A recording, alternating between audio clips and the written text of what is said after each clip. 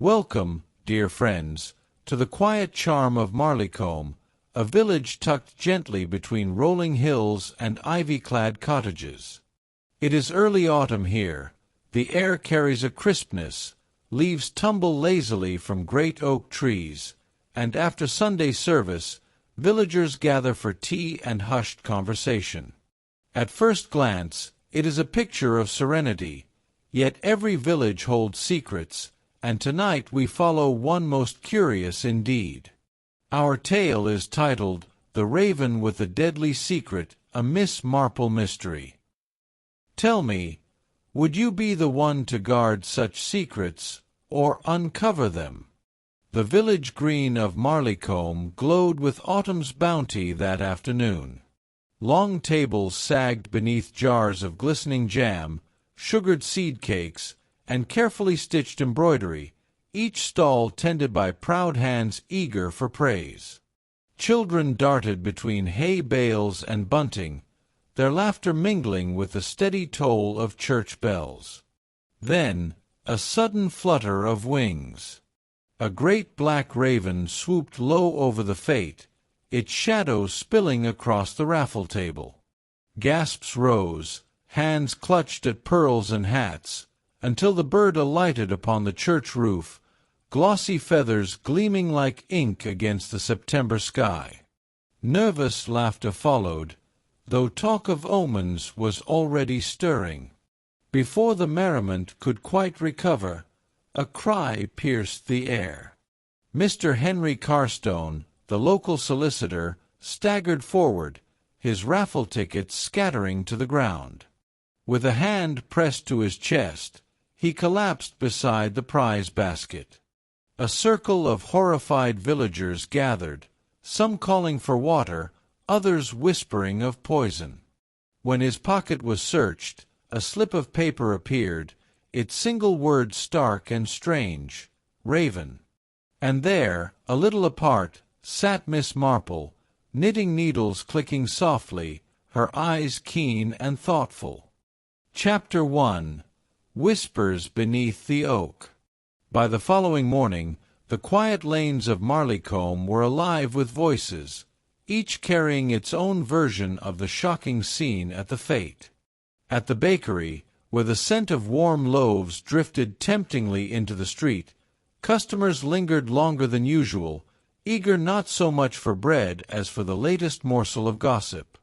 Mrs. Porter, stout and red-cheeked, declared firmly that poor Mr. Carstone had suffered from weak lungs since boyhood, and that no one ought to make more of the matter than a simple collapse of the heart.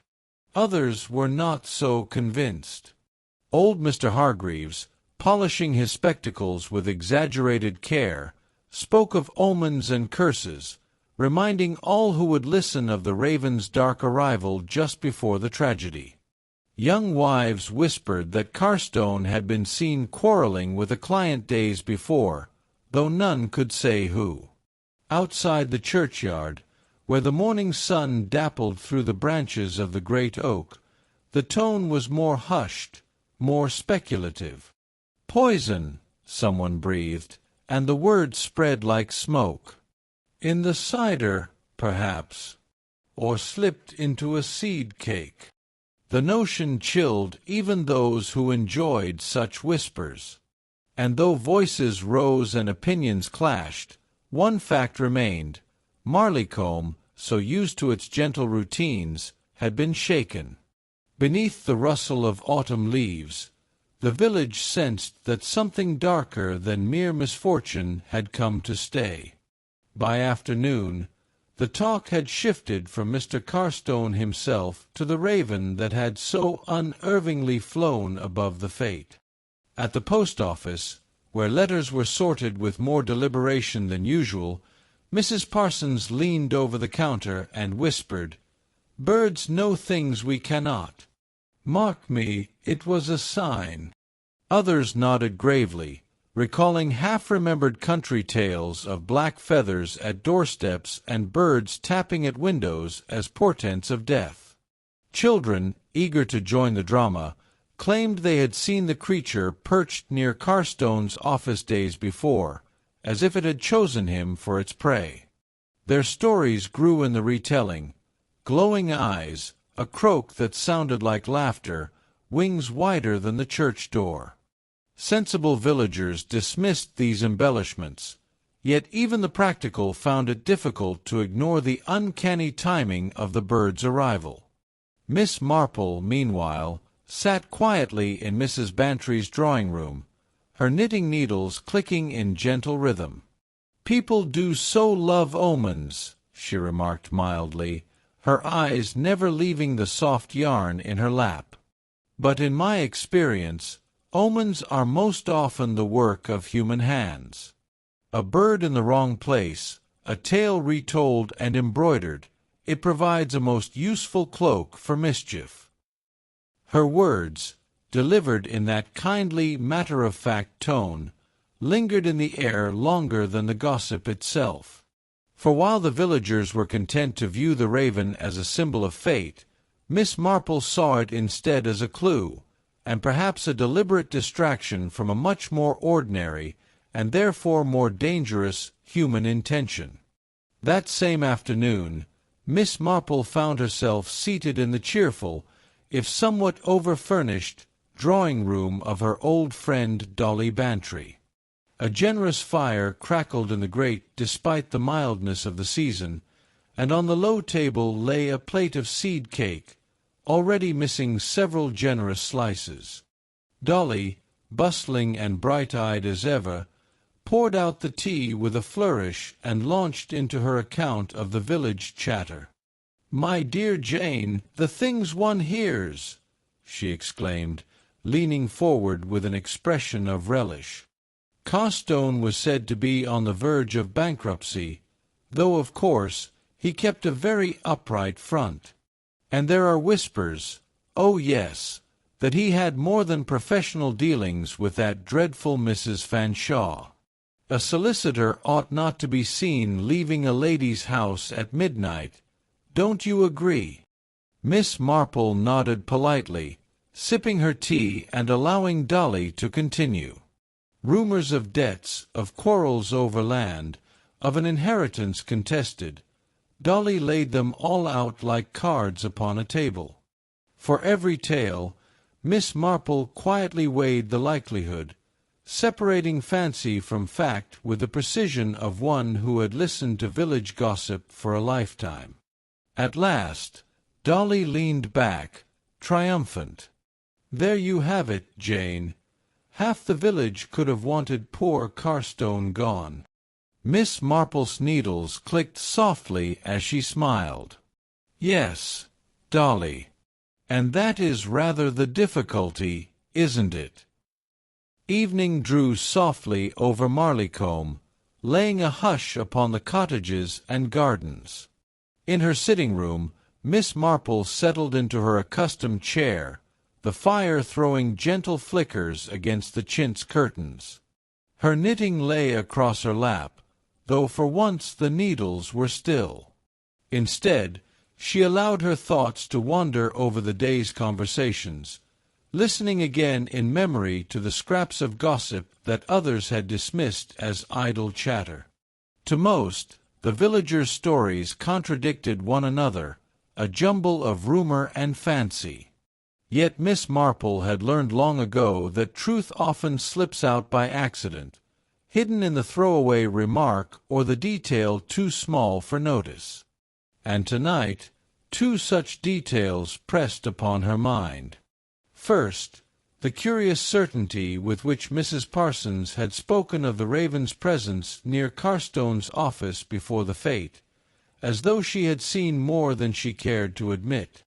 Second, the way Dolly's tale of debts had been punctuated by an almost exact figure, suspiciously precise for mere gossip.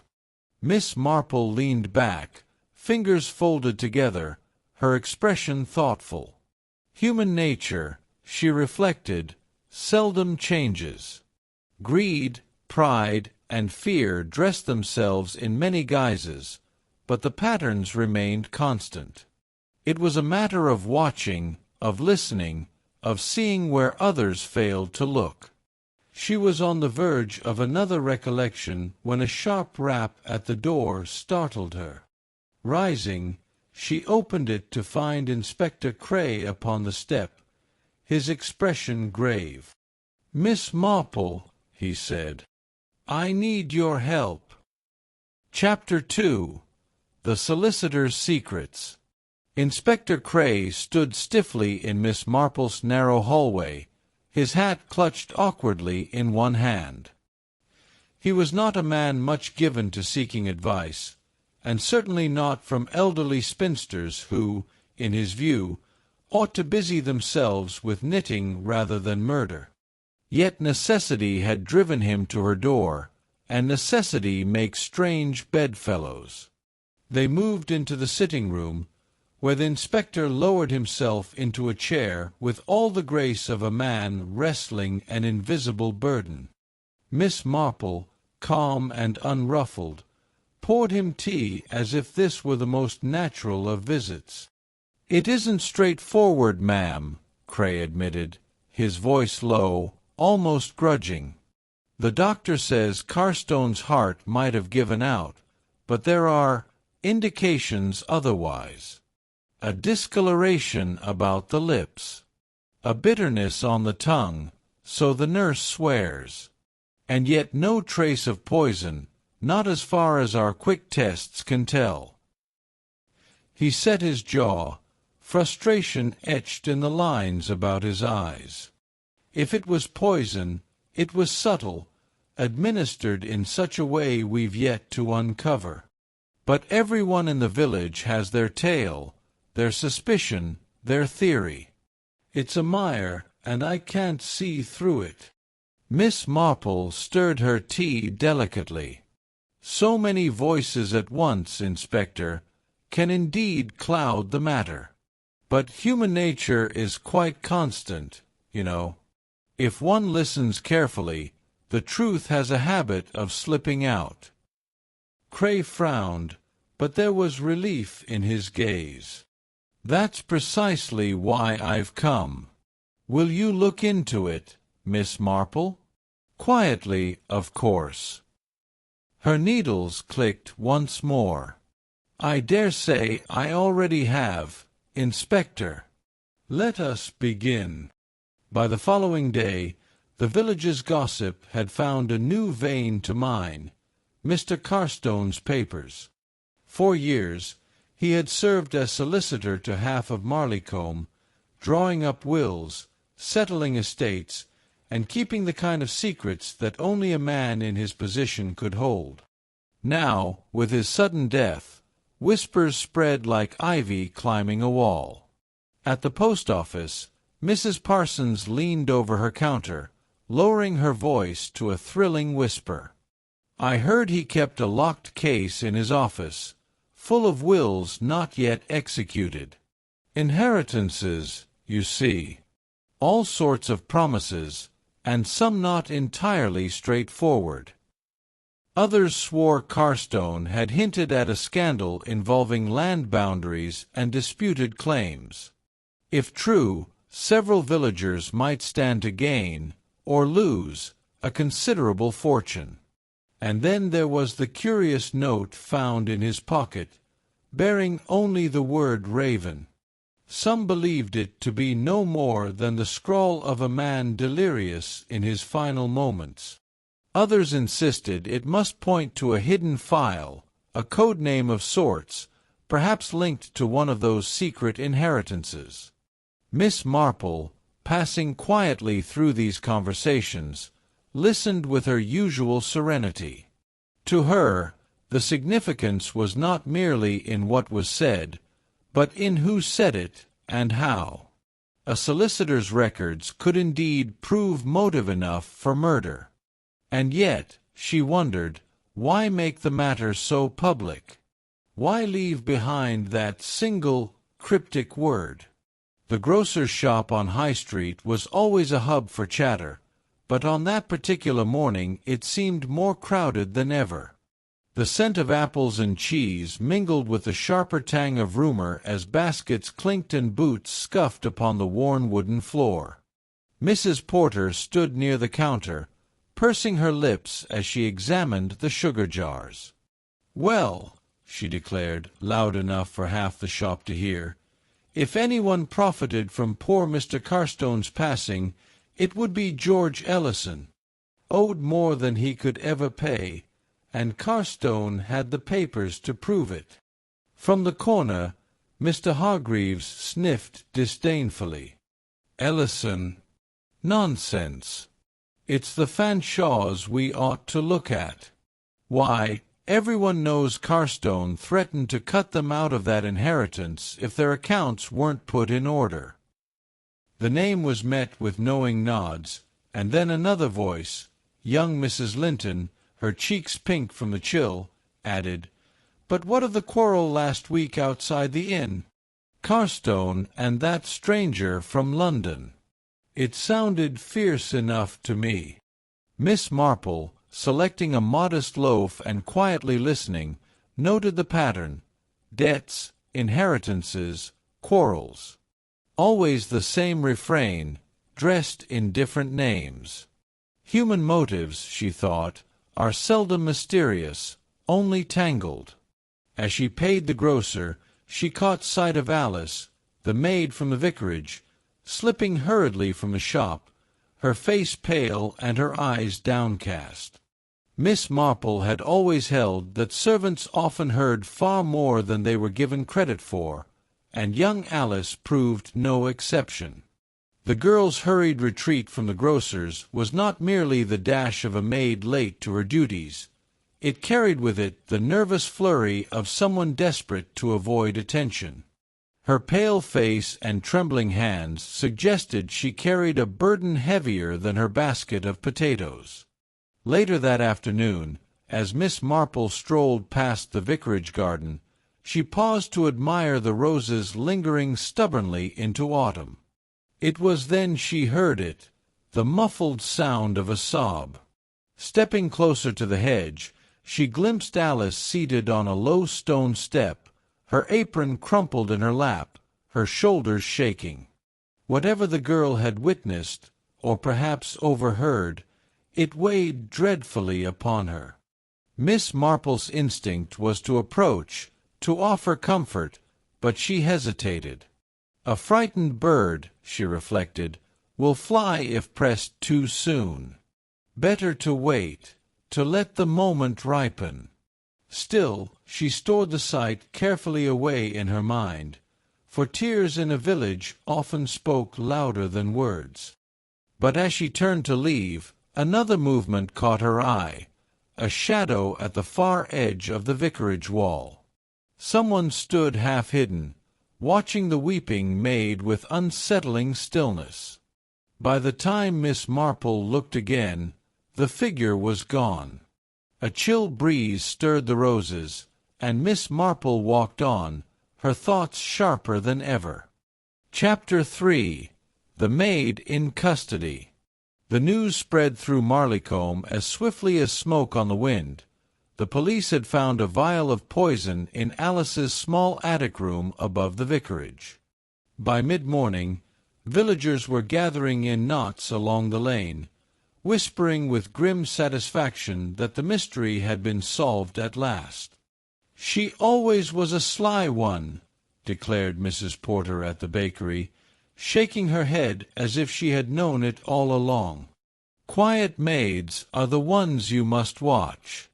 And didn't she look pale at the grocer's yesterday? Guilty conscience, that's what it was." At the greengrocer's, Mr. Hargreaves went further. "Mark my words, she slipped something into Carstone's cup at the fête. These servant girls see too much and think too little of consequences." Meanwhile, poor Alice, bewildered and weeping, was led from the vicarage in the company of 2 constables. Her protests rang through the village street. "I never touched it, I swear. I don't know how it came there." But few cared to listen. To most, the sight of the little glass vial was proof enough. Miss Marple, however, stood quietly at her garden gate as the procession passed. She noted Alice's genuine terror, the redness of her eyes, the tremble in her voice. Guilt, she reflected, does not usually show itself in such unguarded misery. No, this was the fear of someone trapped, not the shame of a murderer. By afternoon, Inspector Cray sat in the vicarage study, the incriminating vial set squarely before him like a trophy of justice. The villagers' voices outside swelled with self-assurance, their culprit neatly caught, their fears put to rest. Yet when Miss Marple entered, small and unassuming with her knitting bag in hand, her expression was one of quiet doubt. "I do beg your pardon, Inspector," she began, her voice mild as ever, "but I cannot help noticing a few irregularities." Cray looked up, his brow furrowed. "Irregularities? The poison was in her room, Miss Marple. What more do you require?" "Well," she said thoughtfully, easing into a chair, "for one thing, Alice scarcely left the fête table. She was fetching tea, passing seed-cake, and darting about under the vicar's watchful eye. She had no moment to slip a deadly draught into Mr. Carstone's cup. And then, too, her distress. Guilt, Inspector, is a curious thing. It breeds defensiveness, even anger. But poor Alice displays only bewilderment and fear, the look of a rabbit snared by accident, not a fox caught in the hen-house." Cray shifted uncomfortably, but the lines of certainty on his face softened. "You suggest," he said slowly, "that the vial was planted?" Miss Marple gave a gentle nod, her needles clicking softly. "It would not be the first time, Inspector, that appearances were arranged for eager eyes. Sometimes the most convenient suspect is precisely the wrong one." The following morning, Miss Marple found herself once again in Dolly Bantry's sitting-room, where the curtains were drawn back to reveal a view of the garden roses, already browning with the early touch of autumn. A tray of scones and honey sat untouched between them, though Dolly seemed too animated to bother with buttering hers. "My dear Jane," Dolly began, her eyes glittering with that dangerous excitement only village gossip could stir, "I have been thinking about poor Mr. Carstone, and I cannot keep quiet any longer. You see, I heard something, quite by accident, of course." Miss Marple inclined her head politely, her knitting needles already in motion. "Do go on, Dolly. Accidents are often the most revealing things in this world." Dolly leaned closer, lowering her voice to a conspiratorial whisper. "It was outside the post office last Thursday. I was posting a letter to my cousin when I distinctly heard Mr. Carstone quarrelling with someone, a man, though I could not see him clearly. His voice was raised, sharp as a whip. Something about papers being destroyed, and the raven knows too much. At the time, I thought it merely one of his usual tempers. But now—" Miss Marple's needles paused in midair, the faintest flicker of interest passing across her face. "The raven, you say?" "Yes," Dolly said firmly, her cheeks flushed. "Those were his very words. The raven knows too much. And I'll swear to it." Miss Marple resumed her knitting, though her eyes grew thoughtful. A quarrel, a threat, and a mysterious note, the threads of something darker were beginning to weave together. Miss Marple found Alice seated on the narrow cot in her holding cell, her hands clasped so tightly in her lap that her knuckles shone white. The girl's eyes were red from weeping, but when she saw the elderly lady approach, a flicker of hope seemed to brighten her expression. "Oh, Miss Marple," Alice whispered, her voice trembling. "I didn't do it. I swear I didn't. I never touched Mr. Carstone's cup. I wouldn't dare. I may be poor, but I'm not wicked."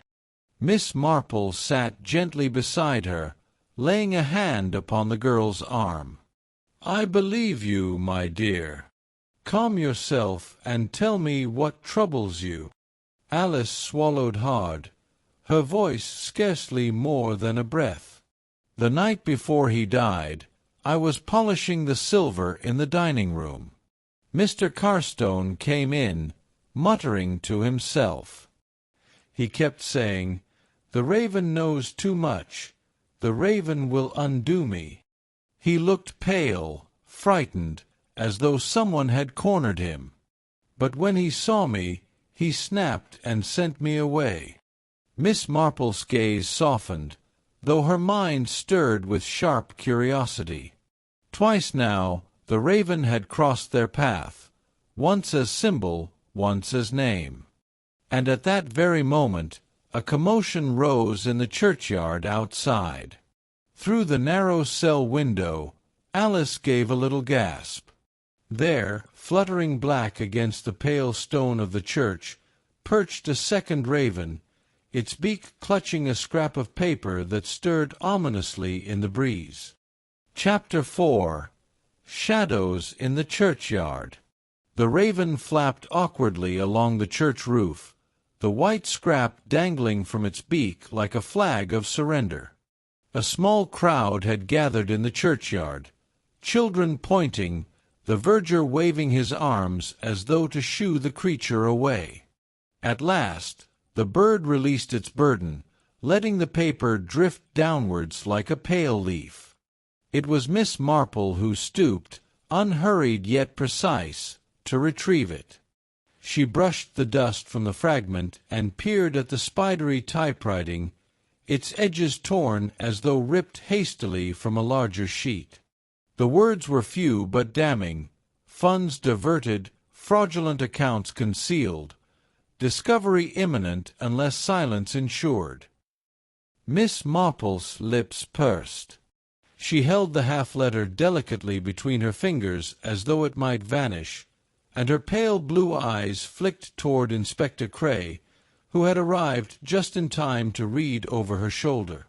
"Financial fraud," he muttered grimly. So Carstone was hiding more than wills and testaments. But Miss Marple's gaze was not on the paper now. It had strayed instead to the raven itself, which had settled upon a gravestone, black feathers glossy against the lichen. Its dark eye glimmered with what seemed almost like intelligence. Around them the villagers whispered uneasily. Some spoke of omens, others of witchcraft.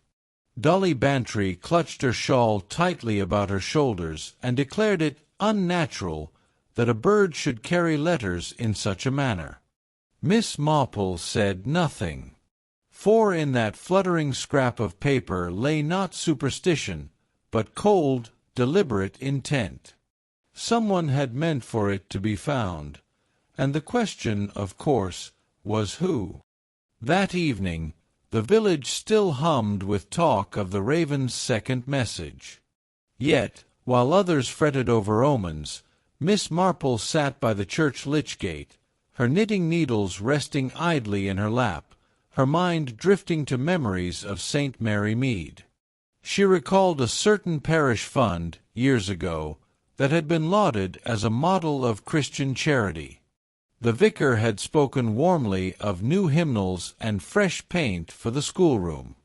But the whispers of old Mrs. Hartnell, sharp-eyed and sharper-tongued, had eventually revealed that more coin went into a private pocket than ever reached the church roof. The fraud had been clothed in piety, made respectable by its disguise, and it might have continued for years had not one small, overlooked detail betrayed it. Turning back to Marleycombe, Miss Marple surveyed the neat graves and ivy-clad walls with the same quiet precision. The fragment of letter hinted at similar deceits: funds diverted, accounts hidden, silence bought with fear. And who better to uncover such matters than a village solicitor trusted with everyone's business? She folded her hands over her knitting bag. "Human nature does not change," she murmured softly to herself. "If one has once been tempted to deceive, the pattern tends to repeat, though always dressed in different clothes." The thought lingered as the bells tolled Compline, their echoes fading into the night. The vicarage study was a modest room, lined with theological tomes and the faint scent of pipe smoke.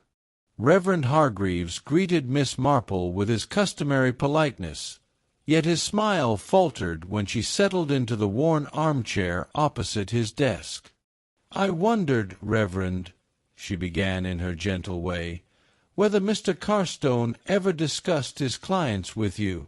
Solicitors are, of course, bound by discretion, but one sometimes finds in smaller communities that confidences slip into friendly conversation." Hargreaves shifted in his chair, his hand fiddling with the chain of his pocket-watch. "Carstone? No, no, never anything of the sort. He was a man of reticence." His voice trailed away, oddly tight. Miss Marple, unruffled, pressed on. "It is curious, then, that his papers appear to have touched upon certain parish accounts. One wonders whether his discoveries might have made him enemies among those he ought to have been serving." The vicar's face, normally composed in mild benevolence, grew noticeably strained. He cleared his throat and turned to rearrange a stack of sermons. "I cannot imagine what you mean, Miss Marple. Parish matters are transparent, entirely above board." Yet his avoidance was all the answer she required. She watched him with kind, unblinking eyes, the silence stretching until the clock ticked loudly between them. At last, he muttered something about evening prayers and ushered her politely but hastily to the door. And Miss Marple, departing with her knitting bag, knew she had rattled a guilty conscience. Back in her cottage, Miss Marple settled before the fire, her needles resting quietly in her lap. The day's events turned over in her mind like puzzle pieces shifting toward their proper places. Twice now the raven had appeared, once in feather and once in ink. Such things were never truly accidental. In villages, as in life, symbols were often chosen with care. They could cloak the guilty, warn the threatened, or frighten the impressionable. "The raven," she mused softly, gazing into the flames, "is not mere omen. It is someone's mask, adopted with purpose. A disguise as deliberate as a false alibi." She thought again of Carstone's muttered words, of Dolly's overheard quarrel, of Alice's trembling recollection. Someone had used that bird, whether real or imagined, to cloak darker dealings. And just as in St. Mary Mead, when gossip disguised truth, the heart of the matter lay not in chance but in human intent. She rose to draw the curtains, when a distant glow on the horizon caught her eye. For a moment she thought it the moon, rising pale and round above the fields. But no, the light flickered orange, smoke curling upward against the autumn night. Within the hour, word spread like wildfire itself. Carstone's office was ablaze. The villagers gathered in the street, voices raised in alarm, as flames devoured ledgers and letters alike. Miss Marple stood at her gate, eyes narrowed. Someone had struck, silencing the dead man's secrets forever. Chapter 5. Ashes and Half-Truths. By the time Miss Marple reached the High Street, The blaze had already claimed the solicitor's office in a roar of orange and black. Villagers huddled in clusters, their shawls pulled tight against the chill night air, faces lit eerily by the leaping flames. The fire brigade clattered about with hoses and shouted orders, though it was plain to see the building could not be saved. Dolly Bantry stood at Miss Marple's side, eyes wide. "They say it was the wiring, dangerous old things in a place like that. Bound to happen sooner or later." Miss Marple's gaze lingered on the flames as they consumed shelf after shelf of neatly bound ledgers. "Faulty wiring, perhaps," she murmured. "And yet, one cannot help noticing how very convenient it is for certain parties that Mr. Carstone's records will trouble no one again." A collective gasp rippled through the crowd as part of the roof collapsed inward, sending up a shower of sparks. Inspector Cray, his face grim and ruddy in the glow, muttered that the investigation would be complicated now, with so much evidence reduced to ash. Miss Marple said nothing further, but her eyes missed little. She noted the figure of Reverend Hargreaves lingering at the edge of the crowd, hands clasped too tightly, his jaw set in an expression that looked suspiciously like relief. She also observed Alice, tear-streaked and trembling, clutching the arm of her cousin as if the world had shifted beneath her feet. To most, the fire was tragedy. To Miss Marple, it was proof. When evidence burns, it is usually because someone struck the match. The morning after the fire, Marleycombe was thick with smoke and speculation. At the grocer's counter, voices dropped to conspiratorial whispers as baskets of apples and flour exchanged hands. Mrs. Arkwright swore she had it on good authority that Carstone had been covering gambling debts for one of the farmers, while old Mr. Price muttered that the solicitor had been entangled in a lady's reputation, a clandestine affair whispered of but never proven. At the bakery, tongues wagged just as furiously. A rivalry between the miller and the blacksmith, long thought buried with youth, was said to have been sharpened again over Carstone's interference in a land boundary. Someone recalled how Mrs. Jennings had left his office in tears only a fortnight ago, though none knew why. Every tale painted a darker hue across the village's polite façade. Marleycombe, for all its charm of rose gardens and Sunday bells, revealed itself to be a place of grudges, envies, and debts, each thread somehow running through the solicitor's hands. Dolly Bantry, who had listened keenly to each tale, later confided to Miss Marple, "It's like lifting a rug, Jane. You sweep the dust beneath for years, but once it's pulled back, heavens, the things you find." Miss Marple, eyes mild behind her spectacles, merely nodded. "Quite so, Dolly. The truth of a village often lies not in what is shown, but in what is carefully hidden." When the embers of Carstone's office had cooled to smoking rubble, Miss Marple walked quietly among the ruins. The air still carried the acrid tang of charred paper, and blackened beams jutted like the bones of a giant. Most villagers kept their distance, but Miss Marple, with a kerchief tied neatly beneath her hat, moved with unhurried precision, her eyes scanning for what others might overlook. Near the half-collapsed desk, a single ledger remained, scorched at the edges but not wholly consumed. With gloved fingers, Inspector Cray lifted it carefully, only for a small black feather to fall from its pages onto the soot-stained floor. The villagers, watching, gasped. "The raven again!" someone whispered, half in awe, half in dread. Cray frowned, his mustache bristling. "Birds don't tuck feathers into ledgers." This was placed. Miss Marple bent delicately, retrieving the feather. "Quite so, Inspector.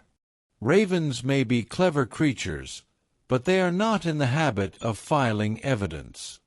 Someone wished to ensure the symbol would not be forgotten."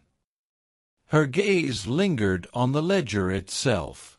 Though many pages were ruined, enough remained to show entries, odd adjustments in neat handwriting, columns of figures that suggested more than clerical error. Yet the deliberate feather spoke louder than the sums.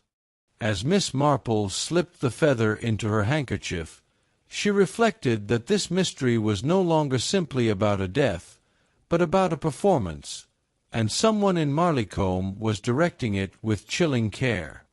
That evening, as the soot still clung to Marleycombe's air, Inspector Cray called upon Miss Marple at her cottage. He stood awkwardly in her little sitting-room, where the ticking clock and scent of lavender made a strange contrast to the grim matters they discussed. "I'll say this much, Miss Marple," he admitted, gazing into the fire. "You see things I do not. Details, trifles I dismiss. Perhaps you are right about the girl. Perhaps the raven is more than chance." Miss Marple, her needles clicking steadily, only inclined her head. Human nature, Inspector, leaves small footprints. One must learn to watch where others do not. He gave a wry smile, though his pride bristled. "Don't think I'm handing you the case. But I'll not deny, your observations may prove useful." The admission hung in the air like a truce neither wished to break. For though Cray clung to his authority, he had begun to sense that beneath Miss Marple's soft manner lay a mind as sharp as any constable's pen. Their uneasy accord was interrupted the very next morning. At the market square, just as the villagers gathered for the weekly exchange, a cry rang out. Mr. Price, the grizzled blacksmith, staggered, clutching his throat, a flask slipping from his grasp. He crumpled onto the cobbles, his face pale, his breath rattling. Gasps rippled through the crowd. Poison had struck again, swift and merciless. And in the midst of the panic, Miss Marple's knitting paused, her eyes narrowing. The game had turned deadlier still. Chapter 6. The Second Victim. The news of Mr. Price's sudden collapse spread through Marleycombe faster than the church bells could toll. By mid-morning, the market square had emptied, stalls abandoned, baskets overturned in haste. Housewives pulled their children indoors, curtains twitched in nervous flurries, and the usual hum of village chatter was replaced with a tense, watchful silence. At the bakery, a knot of villagers huddled close, their voices hushed yet urgent. "It must be the girl again," Mrs. Arkwright declared, her arms folded tight as armor. First the solicitor, now the blacksmith. She was always too quiet, too sly. "Nonsense," countered old Mr. Reeves, his rheumy eyes darting nervously. "It's a curse, I tell you. The raven's curse. Didn't the bird fly over the fête just before Carstone dropped? Didn't another appear in the churchyard? Mark my words, this village is doomed." Whispers swelled with each retelling, of debts unpaid, feuds rekindled, of secrets long buried clawing their way to daylight. Fear, in Marleycombe, had become as tangible as the autumn mist clinging to the hedgerows. Inspector Cray, meanwhile, strode grimly from house to house, his constables in tow, trying to wrest order from panic. Yet the harder he pressed for facts, the more the villagers retreated into gossip and superstition. Through it all, Miss Marple remained a calm figure at her window, knitting in her lap. To her mind, panic was a mask, one that often concealed guilt as neatly as innocence. And somewhere in those frightened whispers lay the thread she needed, if only she could tease it free. Later that afternoon, Miss Marple called upon Dolly Bantry, who greeted her with the usual flourish of skirts and worry lines creasing her forehead. Over tea and a slice of honeyed cake, Dolly began to recount a troubling revelation. "Jane, it appears Mr. Price was not the straightforward blacksmith we all believed him to be," she said, eyes wide with the thrill of gossip and fear combined. "He was involved, rather deeply, with Carstone's business dealings. I only learned today, from an old client of the solicitor, that Price had been entrusted with certain parcels of money, funds that should have been properly accounted for, and that discrepancies were quietly noted." Miss Marple sipped her tea thoughtfully, letting the words settle. "So, he may have had knowledge of matters that some would prefer to remain buried," she murmured. "Yes, and there are whispers, Jane," Dolly continued, lowering her voice, "that he and Carstone quarrelled just days before the fête. Over accounts, over inheritances, well, no one knows exactly what. But it was heated enough that a witness swears they heard the two shouting, red-faced and gesturing wildly." Miss Marple tapped her fingers against the cup, the click echoing softly in the quiet room. "Secrets often travel quietly, Dolly. And when they do, they may make enemies of the most unsuspected people." The implication settled like a weight in the air. The second death, far from random, seemed intertwined with financial entanglements, revealing a hidden layer of motive beneath the village's tidy exterior. Dolly Bantry leaned closer across the small tea-table, her expression unusually grave. The cheerful sparkle that usually accompanied her chatter was replaced by a shadow of concern, one that only heightened the seriousness of her words. "Jane, I must speak plainly," she said, her voice hushed. "This is no longer mere gossip or idle mischief. The secrets surrounding Carstone, and now poor Mr. Price, are dangerous.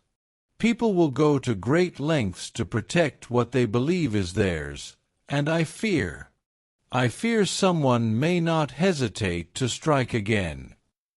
Miss Marple nodded slowly, her knitting resting untouched in her lap. "I understand, Dolly. Danger, after all, often wears a mask of ordinary life. One must look beneath the surface, carefully, quietly, and never assume that appearances tell the whole truth." Dolly clutched the edge of the table, her knuckles white. "You must be careful, Jane. The village may seem calm, with its hedgerows and church bells, but beneath that, hearts are stirred by fear and greed alike. And when a secret threatens to unravel, the consequences can be severe." Miss Marple gave a faint, reassuring smile. "Thank you, Dolly. Your warning is taken to heart. But remember, my dear, understanding human nature often keeps one safer than mere caution alone. Fear and forethought, when balanced, are a good guide." Dolly exhaled, visibly relaxing slightly, though the worry lines lingered. Outside, the autumn wind rustled the trees, carrying with it the faint echo of unsettled whispers. Miss Marple's gaze lingered on the window, already pondering the patterns that fear and secrecy left behind. Miss Marple sat in her favorite armchair, the soft click of her knitting needles echoing through the quiet of her cottage. The evening was calm, the fading light casting long shadows across the floorboards, but her mind worked with the intensity of a storm. Each detail of the past days, the sudden deaths, the fluttering ravens, the cryptic notes, passed through her mind like pieces of a delicate puzzle. Then, as she threaded a stitch, a pattern became clear. The raven had never acted of its own accord. It appeared only at moments chosen carefully, moments when the killer wished to divert suspicion, to create panic, to hide the truth under a cloak of superstition. Each fluttering bird, each cryptic scrap of paper, was a stage-managed distraction. Her lips curved slightly in a knowing smile. "So the stage is set," she murmured. "And I must be the one to catch the actor before the final act." Quietly, she laid her knitting aside and began making careful notes. If the killer thought to misdirect, Miss Marple would reverse the deception, using the village's own fears as a guide. By nightfall, she had sent discreet invitations to a small gathering at the vicarage. Dolly Bantry, Inspector Cray, and a few villagers whose knowledge might draw out the guilty party. The table was to be set, the stage prepared, and Miss Marple herself would be the quiet conductor of the evening's revelations. Outside, the wind rustled through the trees, carrying with it a soft sense of expectation. The final pieces were in motion. Chapter 7. The Gathering at the Vicarage. Miss Marple's invitation to the vicarage had been crafted with gentle precision, worded as a simple parish tea. Dolly Bantry had accepted eagerly, eager for company and a chance to observe the latest stirrings of village gossip.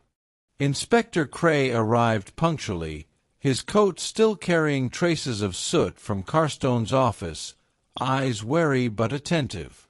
Alice, pale yet composed, had been allowed to attend under Miss Marple's careful supervision, a reminder that innocence was not always self-evident.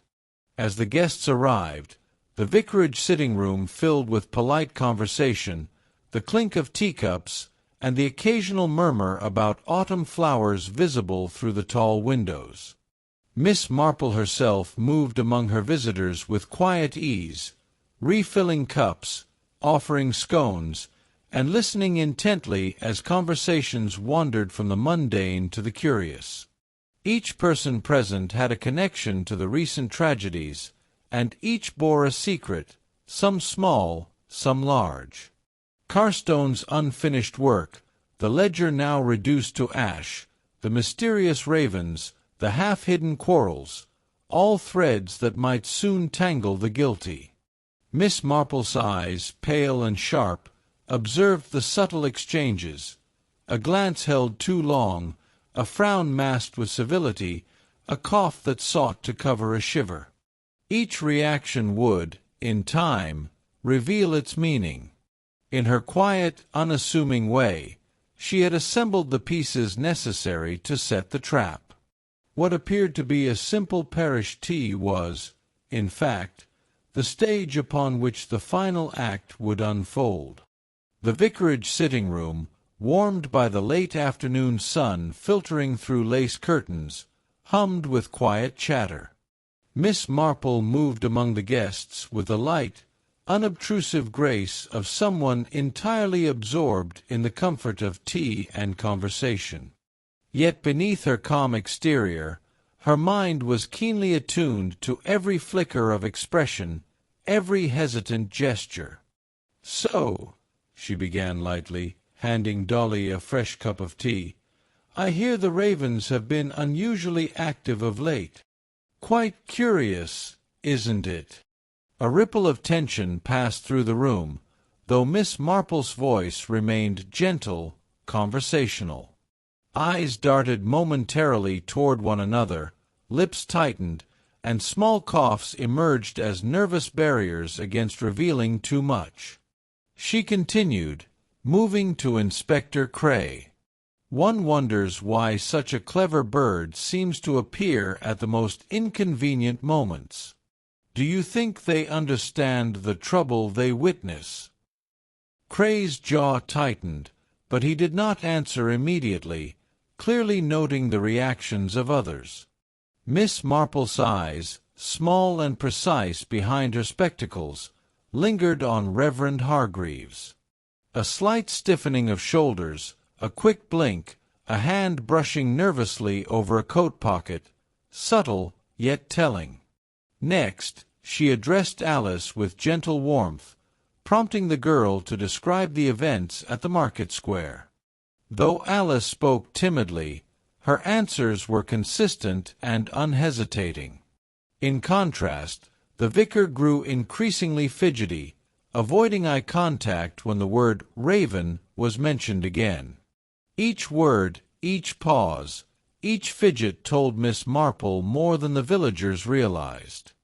By guiding the conversation with casual curiosity, she was quietly revealing the hidden truths that had remained buried under fear, deceit, and carefully staged omens.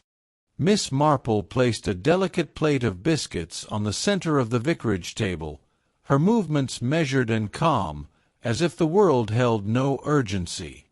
Yet every glance she cast, every pause in her conversation, was deliberate. She allowed the topic of the raven to drift naturally into the discussion, careful to hint that the clever bird might have carried a final secret yet undiscovered.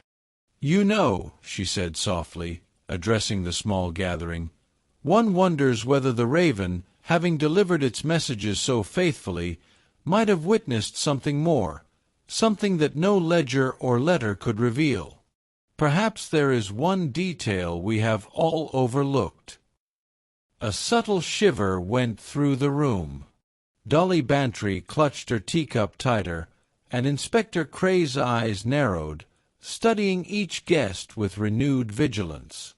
Miss Marple's gaze, however, lingered on Reverend Hargreaves, whose fingers drummed nervously against the arm of his chair. She said nothing more, letting the idea settle like a seed in the minds of her listeners. The suggestion of a hidden secret, tied to the familiar symbol of the raven, was designed to prod the guilty. And as she observed quietly, she noticed the tiny, almost imperceptible signs of distress. A shallow breath, a sideways glance, the flick of a hand to conceal trembling. By planting the notion of one last revelation, Miss Marple allowed the killer's own fear to betray them. She understood human nature well enough to know that guilt, when nudged just right, often reveals itself without the need for force or accusation. And so she waited, serene and patient, her needles idle in her lap, while the room itself seemed to hold its breath. The room had grown unnaturally still, the faint ticking of the clock echoing in the quiet. Miss Marple's pale blue eyes swept the gathering with deliberate calm, as if daring the guilty to meet her gaze. She let the silence stretch, punctuated only by the gentle clink of a teaspoon against porcelain. Then it happened. Reverend Hargreaves, usually composed and serene, shifted uncomfortably in his chair. His face flushed, his fingers trembling as he glanced toward the door, then back at Miss Marple. A bead of sweat traced a line down his temple. I cannot sit here any longer," he burst, his voice cracking. "Yes, I did it. But it was meant to be hidden. Just a warning.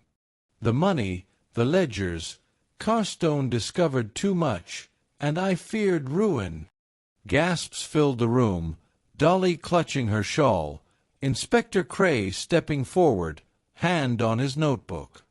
Alice buried her face in her hands, the tension of innocence relieved. Miss Marple rose gracefully, her knitting bag still in hand. "You see, it is often not malice alone that drives a person," she said softly, "but fear, desperation, and the desire to protect one's own standing. The ravens, the notes, the subtle diversions, all were crafted to mislead, to direct suspicion elsewhere. The room seemed to exhale collectively. The trap was complete. The guilty party exposed, yet questions lingered. Why the sequence of murders? Why the careful staging of evidence? And why the symbolic use of the raven remained to be fully understood. Chapter 8. The Raven's Secret Unveiled. The vicarage sitting-room was quiet once more, the tension of revelation giving way to a contemplative hush. Miss Marple, seated comfortably with her knitting in her lap, addressed the assembled villagers, her voice gentle yet compelling. "You see, my friends," she began, "the raven that has so captivated and alarmed us throughout these past days was never more than a tool, a symbol carefully chosen. It served to distract, to create superstition where none existed, and to steer suspicion toward the innocent. The true motive lay not in omens or portents, but in human fear, greed, and the protection of one's secrets." She paused, letting her words settle as the villagers listened, some still wide-eyed, some with relief, others with a lingering unease. The first death, poor Mr. Carstone, was the result of deliberate planning. The note bearing the word "raven" was meant to misdirect. It played upon the human tendency to see signs in chance, a clever manipulation of belief. Miss Marple's gaze moved to Reverend Hargreaves, whose shoulders slumped under the weight of exposure. The second death, Mr. Price, followed because knowledge is dangerous when one attempts to conceal wrongdoing. And all the while, the staged appearances of the birds kept the village distracted, imagining curses or portents, while the real crime went unnoticed. Her knitting needles clicked softly as she concluded, "It is often not the spectacular, but the subtle that reveals truth. Small habits, fleeting gestures, and the careful listening to whispered fears, these are the tools that uncover what superstition alone cannot." The villagers nodded, understanding at last how appearances had deceived them, and how Miss Marple's quiet observation had unraveled the web of fear and deceit. Miss Marple leaned slightly forward, her hands folded neatly over her knitting bag, as the villagers listened with rapt attention. "Now, regarding the why," she began, her voice calm yet carrying the weight of certainty. Mr. Carstone, as a solicitor entrusted with sensitive matters, had access to documents and ledgers that revealed discrepancies in parish funds and private accounts. Evidence of misappropriated money and unrecorded dealings lay quietly on his desk, waiting only for proper scrutiny. A murmur ran through the room. Dolly Bantry clutched her shawl tighter, and even Inspector Cray, usually impatient for facts, leaned in to absorb every word. "Unfortunately," Miss Marple continued, "the individual who feared exposure was not content with silence alone. They believed that if Carstone were prevented from speaking, their reputation and wealth, carefully built and precariously maintained, would remain intact. That fear, compounded by opportunity and a familiarity with the victim's habits, drove them to commit acts that escalated from precaution to murder." She cast her pale eyes toward Reverend Hargreaves, who had lowered his gaze. Thus, the killings were not random, nor were they born of impulse. Each act was calculated, a response to the threat posed by Carstone's discovery. The raven, the notes, the staged diversions, all were intended to disguise the true cause, the desperate protection of personal gain and social standing. The room was silent, the weight of understanding settling upon every listener. What had seemed mysterious and supernatural was, in reality, the outcome of greed, fear, and human frailty, laid bare by careful observation and quiet reasoning. Miss Marple placed her knitting bag carefully on the table and looked around the room, her gaze settling on each villager in turn. "Now, if we consider the sequence of events," she said softly, "the pattern becomes clear. The poison that struck Mr. Price and the fire that consumed Carstone's office were not mere coincidences or accidents. They were deliberate measures, intended to eliminate witnesses and destroy evidence that might reveal the truth." She paused, letting her words hang. The flask, carried to the market square, was a cruelly clever device. Its owner knew it would be handled, noticed, and feared. Similarly, the ledger, carefully targeted in the fire, contained the very details that would expose misappropriated funds. Both actions were calculated, both designed to protect a guilty conscience and maintain a façade of normalcy. The villagers murmured among themselves, some with shock, others with dawning comprehension. Dolly Bantry clutched her teacup, her knuckles white. Inspector Cray jotted notes diligently, but it was Miss Marple's calm precision that dominated the room. "The raven, of course," Miss Marple continued, "was merely a stage prop, a symbol chosen to mislead. Its appearances coincided with moments when the perpetrator sought to deflect attention, divert suspicion, and instill fear. It is a remarkable example of how human psychology can be manipulated with subtlety, and how the observant eye can untangle the threads that others overlook." By the time she finished, the web of deceit, fear, and greed had been laid bare. Every action, every misdirection, now formed a coherent picture of desperation and cunning, a picture only patience, insight, and keen observation could reveal. By the following morning, Marleycombe seemed to exhale collectively, the tension of weeks lifting as the truth settled over the village like a gentle fog. Alice, once the focus of suspicion, was quietly reinstated among her neighbors, her innocence affirmed. She offered a small, grateful smile to Miss Marple, who nodded with gentle approval. Inspector Cray, standing at the vicarage gate with his notebook tucked under one arm, shook Miss Marple's hand with uncommon warmth. "I must admit, Miss Marple," he said, his usual brisk authority softened, "your observations and patience were the key to unraveling this. I might have missed more than one crucial detail without your insight." The villagers, now free from fear, returned to their routines. The bakery smelled of fresh bread, the church bells chimed with familiar comfort, and Dolly Bantry fussed over her garden, content in the mundane rhythm of life. Even the ravens, once symbols of dread, perched quietly in the autumn trees, their presence no longer sinister. Miss Marple sat once again in her cottage, knitting by the fire, her eyes thoughtful. Though peace had returned to Marleycombe, she reflected on the patterns she had witnessed. Human nature, she mused, was constant, tendencies toward secrecy, fear, and ambition as reliable as the turning of the seasons. Yet, with patience and attention, even the subtlest footprints of guilt could be discerned.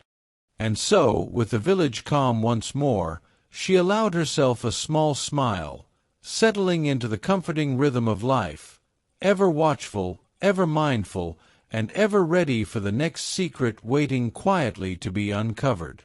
As the final threads of mystery settle, we return to the quiet village of Marleycombe, where the rustle of autumn leaves drifts gently past ivy-covered cottages, and the comforting chime of the church bells marks the passing of another peaceful day. The village has resumed its ordinary rhythms. Neighbors share tea on sunlit verandas, the baker's shop hums with chatter and the scent of fresh bread, and children's laughter echoes softly across the cobbled lanes. Life, at first glance, seems unchanged. Yet those who know the story understand that even in the calmest corners, secrets may linger just beneath the surface. Tonight, as Miss Marple sits by her fire, knitting needles clicking softly, she reflects on the events that have passed.